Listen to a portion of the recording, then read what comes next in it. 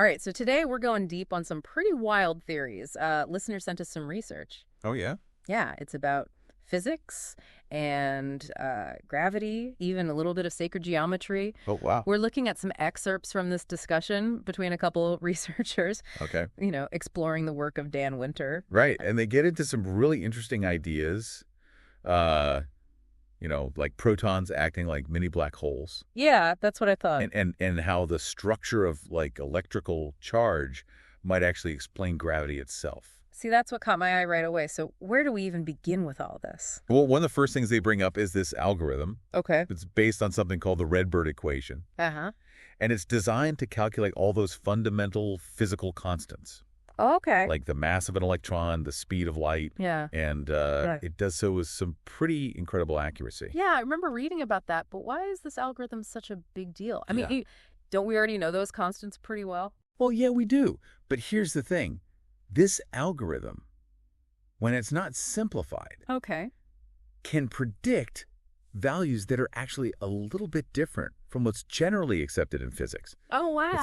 It's revealing a deeper layer of understanding Okay. about these constants, Interesting. suggesting that there might be more to them than we realize right now. Yeah, almost like we're getting a more precise measurement. Exactly. And that could shift our understanding of how they work. Exactly. And the researchers pointed out that it can calculate the proton radius with greater accuracy Okay. than traditional methods. Hmm.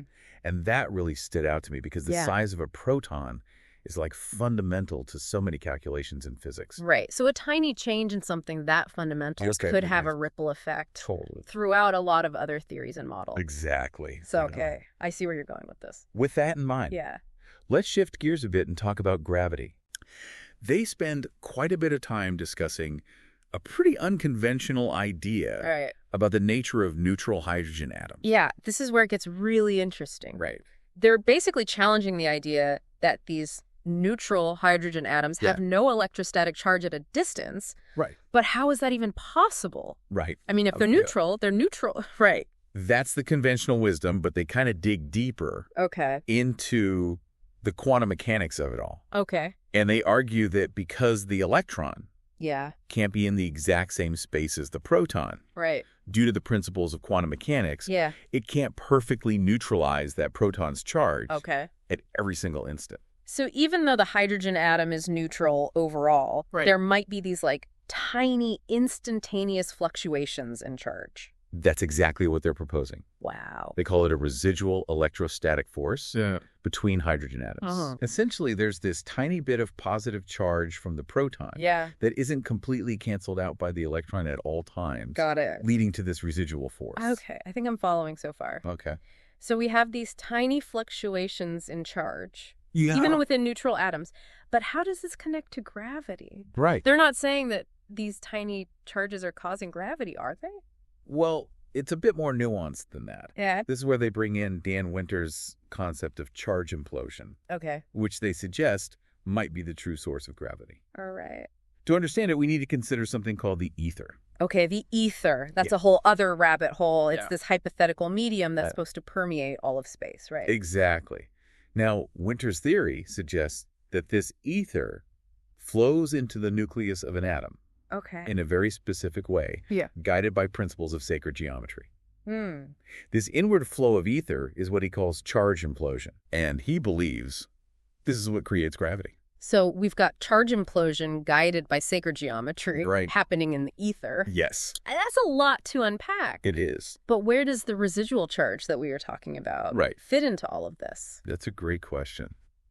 The researchers suggest that this residual charge, Uh-huh. this slight imbalance in the electromagnetic field, Okay. could be the trigger Okay. for charge implosion. So this tiny bit of extra positive charge Yeah. is like a beacon, Exactly. attracting the ether Yes. and setting this whole charge implosion process in motion. Precisely. And that's where they see the connection to gravity. Okay. This constant inflow of ether towards atoms, Yeah. driven by these tiny residual charges, Mm-hmm. could be creating the force that we experience as gravity. Okay. I'm starting to get a sense of how they're tying all these seemingly disparate concepts together. Yeah. But I gotta admit, it's definitely stretching my understanding of physics a little bit. It is quite a radical concept. Yeah. But it's fascinating to consider, right? Totally. We're talking about the possibility that gravity, Yeah. this fundamental force we all experience, Mm-hmm. could be emerging from the structure of charge and the flow of ether. Absolutely. It really makes you question everything you thought you knew. And we haven't even gotten to the part about protons acting like mini black holes. Right. That's where things get even more mind-bending. That's the next layer of this wild theoretical onion we're peeling back here. Exactly. We'll dive into that All right. and explore how it all connects to the bigger picture when we come back. Can't wait. Okay, so we're back, and my mind is still kind of reeling from those ideas. You know, Oh, yeah. protons acting like mini black holes, Right. this ether flowing through the universe. Yeah. Before the break, we were talking about how even neutral hydrogen atoms Uh-huh. might have these tiny fluctuations in charge, Right. and how that could tie into Dan Winter's concept of charge implosion. Yeah. Help me connect the dots here. Like, how does this residual charge actually lead to this implosion? It's all about the ether.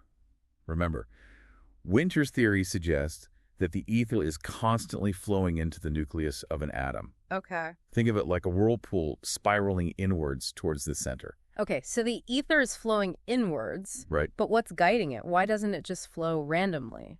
Well, Winter believes that the flow of ether is guided by principles of sacred geometry. Sacred geometry. Yeah. That sounds a bit mystical for physics, doesn't it? It might sound unconventional, Yeah. but Winter and many others believe that these geometric principles are fundamental to the structure of the universe. Okay. Think of the Fibonacci spiral, the golden ratio. Right. These patterns appear everywhere in nature, Yeah. from the arrangement of petals in a flower Uh-huh. to the spiral of a galaxy. Okay, I see what you mean. So there's this inherent structure to the ether, Right. and it's flowing inwards towards the nucleus of an atom. Yes. But how does the residual charge fit into all of this? Think of it like this. The residual charge, that tiny bit of extra positive charge from the proton, Okay. acts as an attractor for the ether. Okay. It's like a tiny beacon drawing the ether in and creating this implosion effect. So the residual charge is what kicks off the whole charge implosion process. Yeah. It's like the seed that grows into the whirlpool of ether. That's a great way to put it. And remember, Yeah. this charge implosion, according to Winter, is what generates gravity. So gravity isn't a fundamental force in this theory, Right? but rather an effect Exactly. caused by this inward flow of ether. Yes. And this flow is triggered by those tiny fluctuations in charge that Yeah. we were talking about earlier. Exactly. It's a radical departure from the standard model of physics. It is. But it's a fascinating concept to consider. It really makes you rethink everything you thought you knew about gravity. It does. But what about black holes? We haven't really talked about those yet. Well, that's where things get even more mind-bending. The researchers we've been discussing propose that protons themselves might be acting like miniature black holes. Hold on, mini black holes? Yeah. How is that even possible? Well, Aren't black holes these massive objects that devour everything in their path? that's the common perception. Yeah. But remember, a black hole is essentially a region of space-time Okay. where gravity is so strong that nothing, not even light, can escape. Right.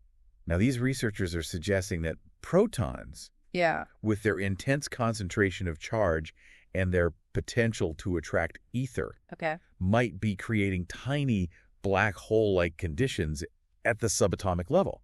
So every proton in the universe could be a mini black hole, That's the idea. constantly pulling in ether. And if you think about it, it kind of makes sense. Yeah. Black holes are incredibly dense. Right. And protons are also incredibly dense for their size. Yeah. They're packing a lot of mass and charge into a very small space. I see what you mean. So instead of gravity being a separate force, it's emerging from this network of many black holes, Yeah. all attracting ether, Uh-huh. creating this web of interconnectedness. That's one way to visualize it. Okay. And if you take that idea and scale it up to the level of galaxies, Yeah. it starts to paint a very different picture of the universe. Mm. Instead of isolated objects separated by vast distances, Right. you have this interconnected web of matter and energy, Yeah. all flowing and interacting through this ether medium. That's a pretty profound shift in perspective. It is. But if protons are acting like mini black holes, Right? wouldn't they eventually consume all the ether around them? That's a great question. Wouldn't everything eventually just collapse? And it gets to the heart of how these researchers see the universe. Okay. They suggest that just as black holes pull matter in, Uh-huh. They also emit energy and information. Okay. It's a cycle of inflow and outflow, a constant dance of creation and destruction. So it's not just about implosion, Right. but also about something being emitted. What is it that's flowing out of these mini black holes? That's where things get even more speculative. Okay.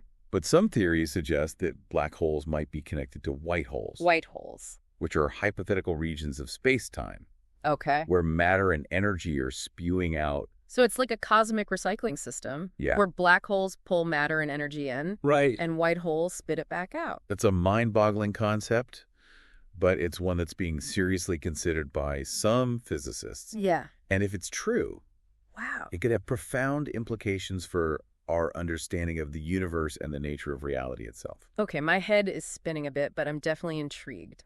Good.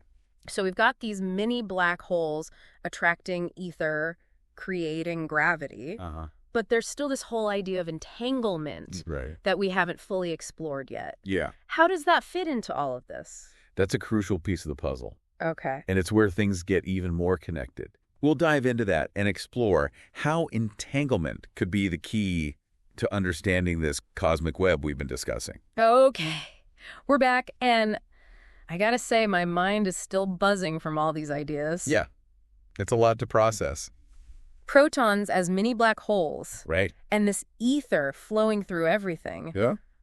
I'm ready to tackle entanglement now. Okay. It's one of those things in quantum physics that always just feels so spooky to me. It is pretty mind-boggling. You know, it's like two particles can become linked in a way that they can affect each other instantly. Right. No matter how far apart they are, it's Over. like they're communicating faster than the speed of light, Right. which we're always told is impossible. Right. How does that even work? Well, that's one of the biggest mysteries in physics. But Yeah. if we entertain this idea of the ether being this medium that connects everything, Yeah. it opens up some interesting possibilities. So you're saying the ether could be the key to understanding how entanglement actually works? It's definitely a possibility worth considering. Remember how we were talking about protons attracting the ether, Yeah. creating these implosion effects?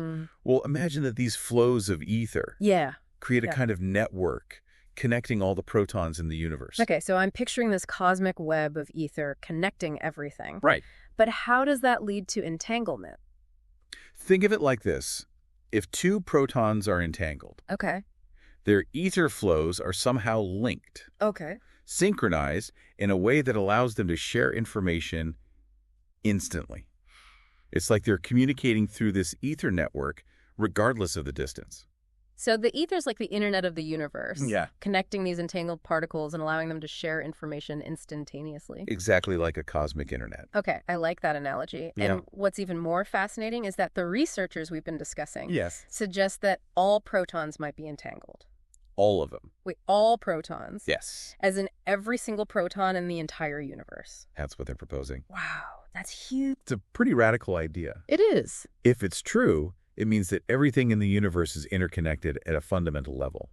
Okay, so we've got this cosmic web of ether connecting all these entangled protons. But they also mentioned something called phase conjugation. Yes. What role does that play in all of this? Yes. Phase conjugation. Yeah. It's a bit of a technical concept. Okay. But essentially it involves this precise meeting of energy waves Okay. in a way that amplifies their energy and information content. So how does that tie into entanglement and the ether?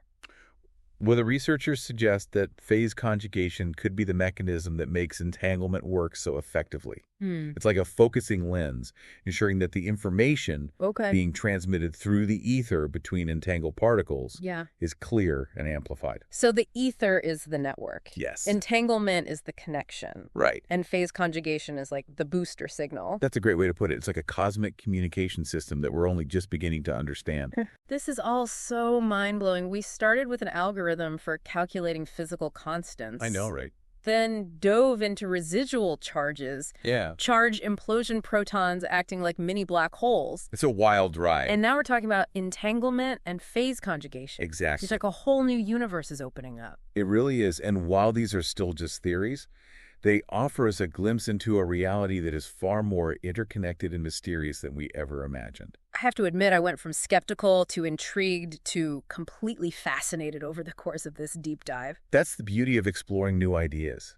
It challenges us to question our assumptions and expand our understanding of the universe and our place within it. So where do we go from here? What are some of the potential implications of all this? Well, for one thing, it suggests that we are all connected, not just metaphorically, but at a fundamental level. Every atom in our bodies is entangled with atoms in the stars and the trees and every other living being. That's a beautiful thought. And it makes you wonder about things like intuition, empathy, even psychic phenomena. Yeah. If everything is connected, maybe these things aren't so far-fetched after all. Exactly. It also makes you wonder about the nature of consciousness itself. Could consciousness be an emergent property of this interconnected web? Yeah. Rather than something confined to individual brains? Now we're really getting into the big questions. It's both exciting and a little bit overwhelming to think about all the possibilities. It is. I definitely have a lot to ponder after this deep dive. As do I. It's a reminder that there's still so much we don't know about the universe. Absolutely. But that's what makes the journey of discovery so fascinating. Well, thanks for taking us on this incredible journey through these mind-bending ideas. My pleasure. I'm sure our listeners will be just as captivated as I was. Until next time, keep exploring, keep questioning, and keep looking up at the stars with wonder.